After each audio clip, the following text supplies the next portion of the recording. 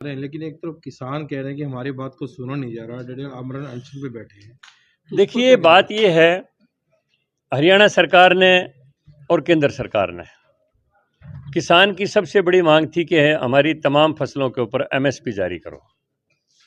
हरियाणा सरकार पहले ही 25 फसलों को एमएसपी पर खरीद रही थी, जबकि 25 वो फसलें हरियाणा में पैदा भी नहीं होती हैं।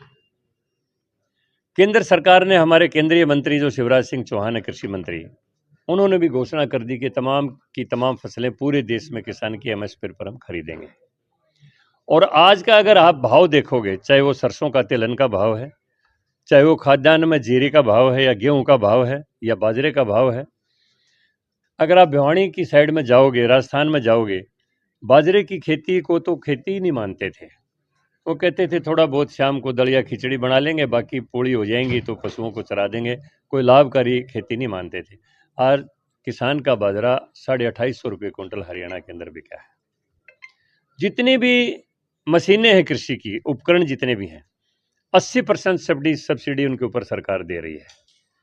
सब्सिडी के ऊपर उन्नत बीज दे रही है, सब्सिडी के ऊपर ट्यूबवेलों को बिजली दे रही है।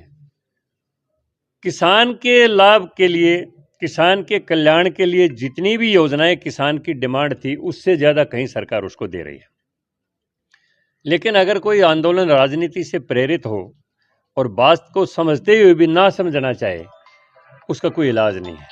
सोए हुए को जगाया जा सकता है, लेकिन जागा हुआ आदमी अगर सोने का बहाना कर रहा है तो फिर उसको जगाना मुश्किल हो जाता है। और मुझे कहने में कोई संकोच नहीं, अगर कोई शंभू बॉर्डर के ऊपर बैठा हुआ व्यक्ति ये कहता है कि हमें किसान आंदोलन से कुछ नहीं लेना, राम मंदिर में मूर्ति स्थापना के बाद, प्राण प्रतिष्ठा के बाद मोदी जी की प्रतिष्ठा काफी बढ़ गई, मैंने उनकी प्रतिष्ठा को कम करना है, तो उसके पीछे निहित स्वार्थ कौन सा है? किसान की लड़ाई है या फिर मोदी का रुतबा कम करने की लड़ाई है? एक आदमी उत्तर प्रदेश का कहता है कि हम हिंदुस्तान को बांग्लादेश बना देंगे, शेख हसीना की तरह मोदी को भागना पड़ेगा। वो किसान की लड़ाई लड़ रहा है, देश के प्रधानमंत्री का गौरव कम कर रहा है, या देश का गौरव कम कर रहा है? इन चीज़ों से किसान को समझना पड़ेगा कि वो बहकावे में ना आए। अंतर्राष्ट्रीय मिलेट वर्ष घोषित करवा के मोदी जी ने हिंदुस्तान के ज्वार, बजरे और रागी की कीमत विश्व स्तर के ऊपर इतनी बढ़ा दी है, पूरे विश्व की समझ में यह आया कि मोटा अनाज ही स्वास्थ्य के लिए सबसे ज़्यादा लाभदायक है, और हिंदुस्तान मिलेट का सबसे बड़ा उत्पादक देश है। जिस दिन ये कंसेप्ट पूरी दुनिया में आ जाएगा, हिंदुस्तान के, राजस्थान के किसान का बाजरा इंग्लैंड, अमेरिका, कनाडा के बाजार में 400 रुपये किलो बिकेगा। तो किसान ये कहता है कि मेरी आमदनी दुगनी होनी चाहिए, उसकी आमदनी 10 गुनी हो जाएगी।